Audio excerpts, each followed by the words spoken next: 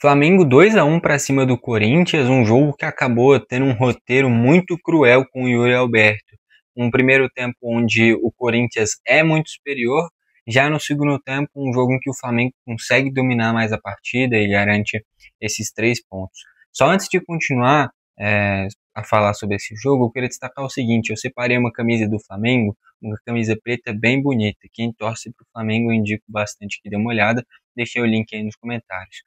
Sobre o jogo, um primeiro tempo onde o Flamengo foi irreconhecível e que o Corinthians fez uma atuação impecável em quesito produção de oportunidades e de dominância mesmo. Não conseguiu deixar o Flamengo trocar passes. O Flamengo só foi conseguir trocar um passe ou outro a partir dos 30, 35 do primeiro tempo, coisa que é muito raro. O que mais acontece é a gente ver o Flamengo ter a bola e conseguir dominar as partidas.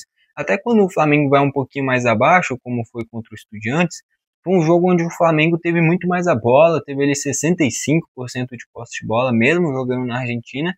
Dessa vez não, um primeiro tempo onde o Corinthians foi superior nisso também. E acaba que num primeiro tempo, muito cruel com o Yuri Alberto, ele sai 3, 4 vezes cara a cara, tem a chance em uma cobrança de pênalti também, teve uma finalização na trave, e acaba que o jeito que ele erra o pênalti foi algo que foi bem cruel com ele, né? Ele acaba tentando dar uma cavadinha no Rossi, a pior tomada de decisão possível. Eu tenho certeza que ele mesmo sabe que ele errou. Mesmo se tivesse dado certo, cara, não é o momento para dar uma cavadinha, não é uma grande fase do Corinthians, está enfrentando a melhor equipe do Brasil, que é o Flamengo, enfrentando hoje o melhor goleiro do futebol brasileiro, que é o Rossi. Então não era esse o momento para dar a cavadinha, ainda mais contra um Rossi que é um baita pegador de pênalti. Na primeira semana eu tinha pegado 2. Então ali o Yuri, eu acho que não conseguiu assimilar o adversário que estava enfrentando. O último cara que hoje em dia no futebol brasileiro você pode tentar dar uma cavadinha é o Rossi, que é talvez o melhor pegador de pênalti do futebol brasileiro. Enfim, ele acaba desperdiçando. Quando parece que vai ter a redenção, já no início do segundo tempo, onde ele faz uma grande jogada, dá uma meia-lua no Léo Ortiz e cara a cara finaliza muito bem, cruzado de esquerda e abre ali o placar. Tanto é que ele sai muito emocionado, vai comemorar com a torcida, toma cartão por isso, né? E sai chorando, inclusive, depois. Dá para se entender, foi um primeiro tempo muito dolorido para um centroavante da qualidade do Yuri e desperdiçar tantas oportunidades, ainda mais o pênalti. A verdade é que não era nem para o Corinthians sair vencendo no primeiro tempo, era para o Corinthians sair goleando no primeiro tempo. Pelo tanto de oportunidades que produziu e tanto que foi superior em relação ao Flamengo, era para sair uns 2-3-0 pelo menos no primeiro tempo do Corinthians. Acaba que todas as grandes chances caíram nos pés do Yuri Alberto. E ele teve um primeiro tempo desastroso, errou tudo. Compensou no início do segundo tempo com um grande gol. Só que não adianta nada compensar com um único gol quando você enfrenta uma baita equipe como é o Flamengo. Então, menos de 10 minutos depois, o Flamengo consegue criar uma boa jogada. O Carrascal, que fez um grande jogo, uma grande atuação, encontra o Arrascaeta, e o Arrascaeta no Brasileirão é o melhor jogador da competição, depois dele o Caio Jorge, e ele domina a bola, finaliza de esquerda e no cantinho. Então assim, não deu nem tempo do torcedor corintiano sentir essa redenção do Yuri Alberto, e menos de 10 minutos depois toma um empate com o Arrascaeta. E a partir daí só o Flamengo joga, né?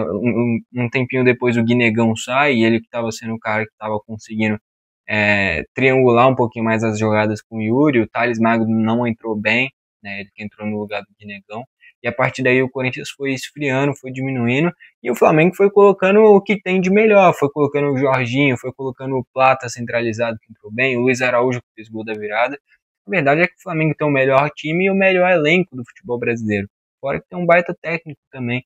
Então você não pode bobear contra o Flamengo. O Flamengo estava mal no primeiro tempo, só que o Corinthians não conseguiu ser efetivo. E aí nos minutos finais, já com 43 do segundo tempo, uma cobrança de lateral rápida, e aqui já vale destacar a grande polêmica do jogo, o pênalti que o Yuri desperdiça. O Léo Pereira até tenta sair da jogada, mas ele acaba deixando o pé e comete de fato o pênalti. O outro lance polêmico foi esse segundo gol do Flamengo, onde era lateral para o Corinthians. Uma saída apertada do Flamengo, em que o Plata consegue desviar a bola, mas o Gustavo Henrique intercepta e ela acaba batendo no Plata e saindo. O bandeirinha da lateral para o Flamengo. O Plata, muito inteligente, bate rápido na sequência da jogada O Luiz Araújo recebe o passe do Carrascal e finaliza cruzado para fazer o gol do 2-1. Vale destacar, o Felipe Luiz não inverteu os lados do Carrascal e do Luiz Araújo, que era o mais normal. O Carrascal ir para a meia esquerda e o Luiz Araújo entrar pela direita. É o mais natural. A posição que o Luiz Araújo mais entra é pela meia direita. Mas ele manteve o Carrascal pela direita, que de fato vinha fazendo um grande jogo, e colocou o Luiz Araújo pela meia esquerda mesmo. E o gol só saiu por causa disso. Se, por exemplo, caísse no Carrascal, dificilmente ele ia ter a precisão com a perna esquerda do Luiz Araújo. O próprio Arrascaeta, caras destros, dificilmente teriam a precisão que o Luiz Araújo teve por estar justamente na trajetória da perna boa dele. Então ali é muito mérito do Felipe Luiz, primeiro de colocar o Luiz Araújo, também de ter mantido o Carrascal no jogo, de ter colocado o Plata, que bateu o lateral rápido, e principalmente, e é o que mais se destacou nisso, de ter mantido o Luiz Araújo pela meia esquerda, que é algo que pouquíssimas pessoas fariam. E o gol saiu justamente por isso, de ter caído na perna boa do Luiz Araújo.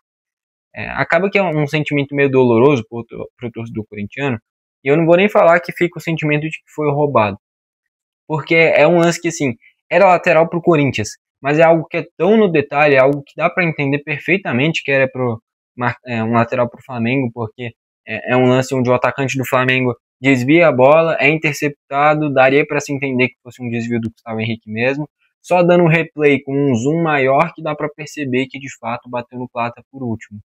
Então, assim, o grande erro ali é o Corinthians ter conseguido tomar um gol de lateral rápido aos 43 do segundo tempo. Isso não tem cabimento. Alguém fica na frente da bola, mata a jogada assim que o lateral é cobrado, tem que ter uma marcação mais encaixada, ainda mais um Corinthians que em vários momentos jogou com mania de três, né? Começou com o João Pedro Choca, o Gustavo Henrique e o Ranieri, e terminou com o Kaká, o Gustavo Henrique e o Andilleri na linha de três defensores, né? Isso é uma mudança bem interessante. Não é porque perdeu que está desastroso o Corinthians, muito pelo contrário, fez uma grande atuação, talvez na temporada inteira, se bobear. Não vou falar que foi a equipe que mais deu trabalho para o Flamengo, mas foi um dos jogos em que deixou o Flamengo mais desconfortável na temporada inteira, cara. E um primeiro tempo onde o Corinthians foi muito dominante. Né? Teve jogos que o Flamengo foi dominante e não foi efetivo. Dessa vez, nem isso. Foi onde o Corinthians mesmo dominou o Flamengo no primeiro tempo. E nem eu falei aqui, não era só para sair ganhando. Era para fazer 2-3-0 só no primeiro tempo. Não foi efetivo. Você não ser efetivo contra um time tão bom, tão bem treinado e com um elenco tão bom quanto o do Flamengo, termina dessa forma. Vitória do Flamengo, mais líder do que nunca, ainda mais agora que o Cruzeiro perdeu para o Vasco e o Palmeiras perdeu para o Bahia. Daqui uns dias, acho que na próxima rodada, inclusive, é Flamengo e Cruzeiro. E aí sim, se o Flamengo ganha do Cruzeiro, eu já descarto praticamente a chance do Cruzeiro ganhar o Brasileirão. Então esse é um jogo que talvez seja o mais importante da temporada do Cruzeiro. Até o momento, sim. Então vai ser um jogo muito tenso esse daí. Só deixa eu confirmar se é isso mesmo, Flamengo e Cruzeiro. É isso mesmo, o jogo no Maracanã, inclusive. Se o Flamengo ganha, praticamente elimina um concorrente, né? Porque o Flamengo está com 54 pontos e 24 jogos, o Cruzeiro está com 50 pontos e 25 jogos. Se o Flamengo vence, vai para 57, ou seja, abre 7 pontos e ainda teria um jogo a menos. E do jeito que está jogando, provavelmente vai vencer esse jogo a menos, poderia ir para 10 pontos. O Cruzeiro não vai tirar isso do Flamengo. Não é nem por demérito do Cruzeiro, mas é porque é um Flamengo muito forte. Então, assim, é um Flamengo que está muito forte nessa briga pelo título do Brasileirão. Se vencer do Cruzeiro, praticamente já elimina um concorrente e fica de novo só em Flamengo e Palmeiras para essa reta final de Brasileirão, se o Flamengo ganhar do Cruzeiro. Caso o Cruzeiro ganhe, continua tudo embolado. Mas isso daqui é jogo de time campeão, cara. Joga mal no primeiro tempo, mas tem tanta qualidade que consegue melhorar a qualquer momento do jogo. E se o adversário não é efetivo, como foi o caso do Corinthians e o caso principalmente do Yuri Alberto, é punido. Com isso, vitória do Flamengo. Bom, foi esse o vídeo, valeu e falou.